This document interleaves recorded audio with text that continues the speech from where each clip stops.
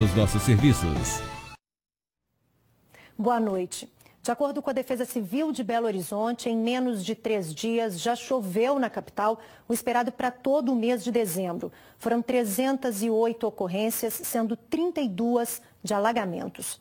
A Defesa Civil Estadual confirmou 5 mortes no estado em decorrência da chuva.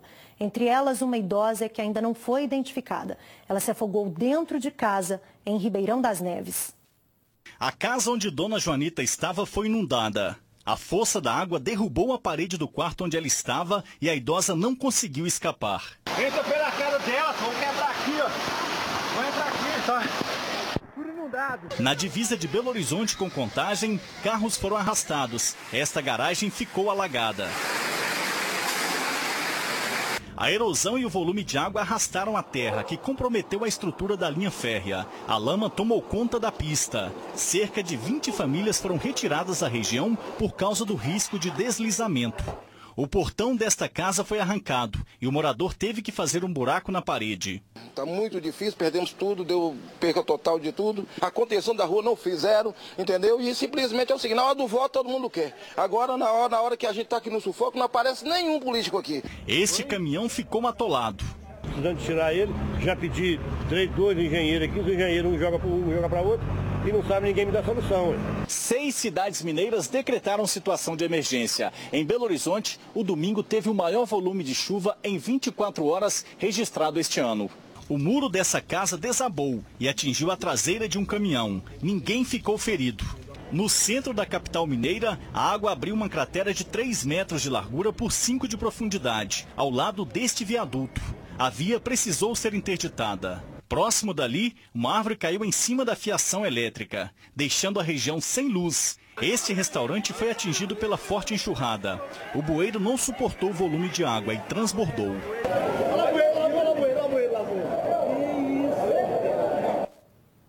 As fortes chuvas afetaram pelo menos 6 cidades da Zona da Mata. Veja. Em Santa Cruz do Escalvado, na Zona da Mata, o rio que corta a cidade transbordou. As ruas foram tomadas pela água. Algumas casas foram cobertas e uma ponte foi arrastada pela enchente. Agora os moradores contabilizam os prejuízos. As estradas que dão acesso à cidade estão bloqueadas. De acordo com a Polícia Militar, ninguém ficou ferido. A população está sem água. Em Rio Casca, também na Zona da Mata, a água invadiu parte da cidade e a BR-262. Olha só como ficou a rodovia no ponto próximo à Polícia Rodoviária Federal. Só o caminhão conseguia passar. A cidade também foi tomada pela água. Ruas ficaram alagadas, carros ficaram submersos. Na MG 108, entre Durandé e Lajinha, uma cratera se abriu na rodovia, impedindo a passagem dos veículos. É a única rodovia que liga Lajinha em direção a Manhuaçu e ao litoral capixaba. O trânsito está impedido nos 2 sentidos. A BR-116 continua interditada no trecho entre Muriaé e Laranjal. Rochas deslizaram e interditaram a rodovia. Policiais rodoviários federais e profissionais do DENIT analisam os riscos e as medidas que serão tomadas. A chuva deve continuar em Belo Horizonte e em outras partes do estado. Veja agora a previsão do tempo para amanhã.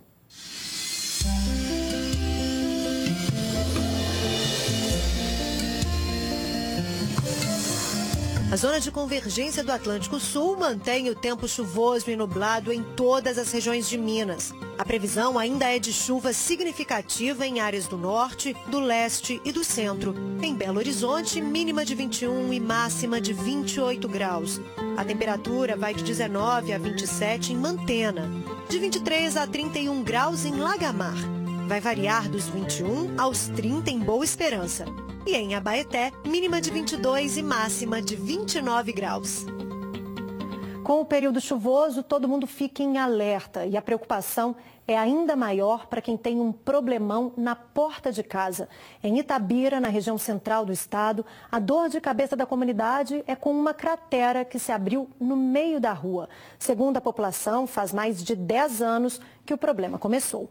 Moradores da Rua do Eletricista, que fica no bairro Gabiroba, em Itabira, convivem com essa cratera na via. De acordo com a população, com o aumento da chuva, o buraco cedeu ainda mais e toda a terra está se transformando em lama, invadindo as ruas paralelas. A prefeitura já foi acionada pelos moradores, mas por enquanto nada foi feito. O medo de perder as casas assusta essas pessoas. Uma idosa morreu atropelada em um ponto de ônibus em Varginha, no sul de Minas. Testemunhas disseram que chovia na hora do acidente e que o motorista estava em alta velocidade. A família da vítima está revoltada. Raquel Martins da Cunha, de 65 anos, estava com um genro próximo a este ponto de ônibus. O motorista descia a rua Abraão Cainelli e acabou atropelando a idosa. O cara veio correndo muito, sabe? Aí foi onde que ele bateu nela, mas o lugar que ele estava, dá muito bem para ele ter afastado a distância da metade da rua com a beirada sarjeta, não tem nem cabimento. Segundo o boletim de ocorrência, no momento do acidente, chovia e estava escuro. Ainda segundo a família da vítima, dona Raquel foi arrastada pelo carro. Segundo o boletim de ocorrência, assim que o motorista parou o carro, ele desceu do veículo e aguardou a chegada do socorro e também da polícia militar. Os militares fizeram com que o motorista passasse pelo teste do etilômetro, que constatou que ele não havia ingerido bebidas alcoólicas. Mesmo assim, ele foi conduzido à delegacia e o carro foi apreendido. Que é a justiça, né? Pelo menos para ver se nesse momento a justiça seja um pouco rígida com o motorista. Porque ele não tinha necessidade de estar numa velocidade igual ele estava, arrastando um corpo aí em média de 50 metros mais ou menos. É hora de preparar o bolso. A Secretaria da Fazenda de Minas divulgou a escala de pagamento do IPVA 2018. Os valores tiveram redução média de 2,98% em relação ao ano passado. Para os proprietários de veículos com finais de placas 1 e 2, o vencimento da primeira parcela do imposto será no dia 10 de janeiro. O contribuinte que optar pelo pagamento em cota única terá desconto de 3%. O valor da taxa de licenciamento é de R$ 92,66 e pode ser paga até o dia 2 de abril. O Estado espera arrecadar cerca de 5 bilhões de reais. A novidade fica por conta do incentivo ao bom pagador. O proprietário de veículo que tiver em dia com o IPVA, as taxas e eventuais multas dos anos de 2017 e 2018 terá um desconto extra de 3% a partir do IPVA de 2019. O benefício será cumulativo ao desconto para o pagamento do IPVA à vista. Outras informações você encontra na nossa página alterosa.com.br/JA. A Polícia Civil de Belo Horizonte desarticulou uma quadrilha suspeita de fornecer droga sintética em grandes festas eletrônicas de Belo Horizonte e região metropolitana. Eles são de classe média a classe média alta e certamente andavam bem mais arrumados que agora. De acordo com a Polícia Civil, os 9 presos faziam parte de uma quadrilha de elite que despejava drogas sintéticas em Belo Horizonte, região metropolitana, em grandes festas eletrônicas. A polícia chegou até o bando depois de 6 meses de investigações por meio de denúncia anônima.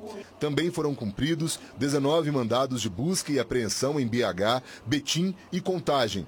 Os investigadores recolheram nas casas dos envolvidos cerca de R$16 mil, 9 carros, mais de 1.000 comprimidos de êxtase, 59 pontos de LSD, 4 MDMA, tubos de lança-perfume, cocaína, maconha, além de munição e 2 armas. Ainda segundo as investigações, a quadrilha era tão organizada que, além de vender as drogas em grandes raves que vinham para Belo Horizonte, região metropolitana, eles alugavam casas próximas a estes locais.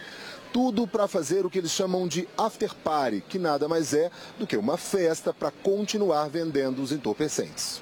De acordo com os investigadores, a maioria não tinha passagem pela polícia. Renato Brito Neto, de 35 anos, era um dos líderes da quadrilha. Ele era o responsável em arrumar as drogas nos aglomerados de BH e fazer a ponte até os outros integrantes que vendiam nas festas. É o mesmo perfil dos demais membros da organização, um indivíduo de classe média, alguns de classe média alta, que não tem ocupação fixa, nenhum deles tem emprego, carteira assinada nem nada. Alguns alegam que fazem serviço de motorista de aplicativo, mas a gente sabe da nossa investigação que a ocupação principal e basicamente exclusiva é o tráfico de drogas. Na delegacia, o rapaz preferiu o silêncio. Você é o líder então, né, Renato? Eles vão responder por organização criminosa, tráfico de drogas e associação para o tráfico. A polícia ainda está à procura da quadrilha que aterrorizou os moradores da cidade de Arcos, no centro-oeste do estado. O bando fortemente armado fez clientes de uma lanchonete reféns e explodiu o cofre de uma agência bancária. As câmeras do Olho Vivo registraram parte da ação dos criminosos. Os bandidos descem do carro com armas em punho e rendem mais de 10 clientes que estavam em uma lanchonete. Em seguida, um dos criminosos atira na câmera do Olho Vivo. Antes do equipamento parar de funcionar, é possível ver os reféns sendo colocados na carroceria da caminhonete. Os criminosos voltam de ré e param perto da agência. Um motorista que passava pelo local é rendido e os bandidos atravessam o carro dele no meio da rua. Uma estrada, que também pertence à quadrilha, passa por cima da calçada para fazer o retorno. Um bandido dispara em direção a um outro carro. Com medo de que a polícia se aproxime, o criminoso segura um dos reféns pelo pescoço e o outro atravessa a rua com uma outra vítima. O crime aconteceu nesta avenida, no centro de Arcos. Ao todo, 3 câmeras do sistema Olho Vivo foram danificadas pelos bandidos, que estavam sendo monitorados pela polícia. Percebendo então a ação dos bandidos, que tinham quase 10 reféns, determinando para as viaturas então ocupar o posicionamento já treinado nas saídas da cidade, uma vez que a possibilidade do confronto era muito grande e que eles realmente tinham feito muito refém e estavam usando esses reféns como escudo. Os criminosos quebraram as portas da agência para conseguir entrar. A parte dos fundos ficou destruída depois da explosão do cofre. Os criminosos deixaram para trás um explosivo de fabricação caseira e o local precisou ser isolado. Os ladrões ficaram aqui em frente à agência por quase meia hora. Não há imagens da fuga dos criminosos porque eles atiraram em todas as câmeras de monitoramento pelo caminho. Mas testemunhas viram quando os carros da quadrilha passaram em alta velocidade rumo à Lagoa da Prata. 6 reféns foram levados pelos bandidos e só foram libertados, sem ferimentos, quase uma hora depois. Na fuga, os criminosos ainda incendiaram um dos carros usados na ação. Um cabo da Polícia Militar e outras 3 pessoas foram indiciadas pela morte do fisiculturista que foi assassinado dentro de uma boate na região oeste de Belo Horizonte. O crime aconteceu em setembro deste ano. Paulo Henrique Pardini, de 29 anos, William da Cruz Leal, de 32, um cabo da Polícia Militar, e Carlos Felipe Soares, de 30 anos. Este último é o único preso no momento. A investigação concluiu que a vítima portava drogas, mas descarta a possibilidade de tráfico no local. Nós conseguimos apontar que a Alan Pontello realmente estaria de posse de substância entorpecente. Então, não há indícios na investigação que essa droga tenha sido plantada. E também não podemos afirmar que Alan Pontello era traficante de drogas. Isso, de hipótese alguma, nós vamos afirmar, mas que ele já esteve em envolvimento com drogas e isso foi constatado.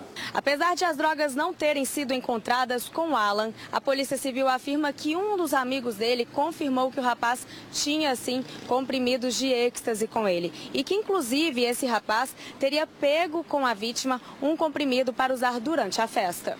O crime aconteceu no dia 2 de setembro deste ano na Boate Hangar 677, no bairro Olhos d'Água, região oeste de Belo Horizonte. De acordo com a polícia, Alan foi abordado pelos seguranças do local. Por volta das 3 horas da manhã, os organizadores da festa acionaram a polícia militar, informando a morte do rapaz. Carlos Felipe foi quem o estrangulou. Já Paulo Henrique, que está foragido, se passava por falso policial civil para extorquir pessoas que poderiam estar portando drogas áreas dentro da boate. Ainda de acordo com a polícia, a investigação de homicídio abriu outras investigações. Paulo Henrique abordava essas pessoas que estavam ou traficando drogas ou usando drogas e exigia quantia, se identificando como policial civil, exigia dinheiro para não conduzi-los à delegacia. Depois do intervalo, você vai ver, a polícia ainda procura pela mulher que abandonou um bebê recém-nascido dentro de uma caixa de papelão em Belo Horizonte. E ainda, o Papai Noel visitou uma escola em Divinópolis e se divertiu com a criança. A Polícia Civil ainda está à procura da mãe que abandonou um bebê em uma caixa de papelão no bairro Dona Clara, região da Pampulha, aqui na capital. A criança, que tinha poucas horas de vida, foi encontrada por uma família que ficou muito emocionada. Eu estive lá e conto essa história para vocês. Olha o estado que a Silvia achou. Onde que tava? Lá na calçada. Gente, nessa chuva. Olha, como é que pode uma coisa dessa, Senhor? Quem achou o recém-nascido foi a Silvia, que trabalha na casa da Renata e do Júlio. Ela tinha acabado de sair para ir à padaria. O bebê estava aparentemente bem cuidado, usava fraldas e tinha roupas. E por cima da caixa tinha um edredom, já que chovia muito na hora. Estava toda trêmula, bambinha, quando eu chamei meu patrão. Gente, me ajuda, eu encontrei uma criança, vem cá. Eles então ligaram para a polícia e acompanharam os militares e o bebê até o hospital. A recém-nascida, segundo médicos aqui do hospital, nasceu entre 4h36 da manhã e ela ainda estava com cordão umbilical. Ela nasceu com 2,555 kg. Quantos centímetros? 47,5 centímetros. E a enfermeira que estava prestando os primeiros cuidados viu que eu não saía de cima dela. Aí falou assim, você quer cortar o cordão umbilical? Eu falei, claro que eu quero. Aí ela me deu a tesoura e eu cortei. Foi uma das maiores emoções da minha vida, que nem dos meus filhos eu tive essa oportunidade. Ela nasceu perfeita, normal, dentro dos parâmetros, com cálculo da médica lá, pediatra, com 40 semanas e 4 dias. De acordo com a polícia, a mãe responderá por abandono de incapaz. Já o bebê vai ficar à disposição da Vara da Infância e Juventude para ser encaminhado à adoção. Essa criança merece encontrar um lar de muito amor, de muito carinho. Se eu pudesse pegar essa criança, para mim, eu queria que ela chamasse Vitória. Foi lançada em Divinópolis, no centro-oeste do estado, a campanha Papai Noel dos Correios. O Bom Velhinho visitou uma escola e fez a alegria da criançada, que, claro, aproveitou para fazer o pedido. Desta vez, o Papai Noel chegou no caminhão do Corpo de Bombeiros. O Bom Velhinho foi recebido com muitos abraços e festa. Ele traz muita alegria. Alegria e felicidade para as crianças pequenas. A festa marca o lançamento da campanha Papai Noel dos Correios em Divinópolis. Neste ano, a campanha Papai Noel dos Correios bateu recordes. Na região centro-oeste, foram cerca de 5.300 cartinhas recebidas, mais que o dobro do ano passado. Só aqui em Divinópolis, os Correios receberam mais de 2.200 cartinhas do Papai Noel. O problema é que quase 700 ainda não foram apadrinhadas, ou seja, muita criança continua sem presente. Nós resolvemos estender o prazo para o dia 15 de dezembro, para que possa dar oportunidade para que todas as cartinhas aqui de Divinópolis possam ser atendidas. Na festa, os Correios também lançaram um selo comemorativo. Foi sugerido pelos Correios que nós fizéssemos um concurso com todos os alunos, que eles poderiam fazer um desenho com o tema Natal e que através desse desenho o melhor viraria um selo dos Correios. Foram quase 400 inscritos e a ganhadora foi a Iara, de 10 anos. O desenho dela virou um selo. Eu lembrei de um desenho que teve no Natal da minha família. Aí eu desenhei o Papai Noel, tendo inspiração desse desenho. Aí eu desenhei as cartinhas porque tem a ver com o Papai Noel dos Correios. Para as crianças, a visita especial tornou o dia inesquecível. Ele muito engraçado, muito bom, porque manda beijinho pra gente, manda bala.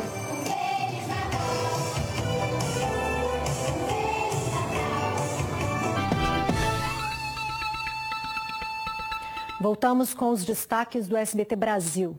Polícia tenta identificar ladrão que usou uma criança para entrar num prédio em São Paulo.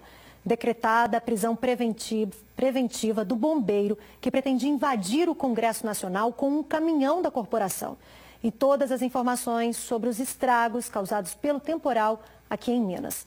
O JA termina aqui, eu estou de volta amanhã a partir das 7h15. Uma ótima semana para vocês e até lá.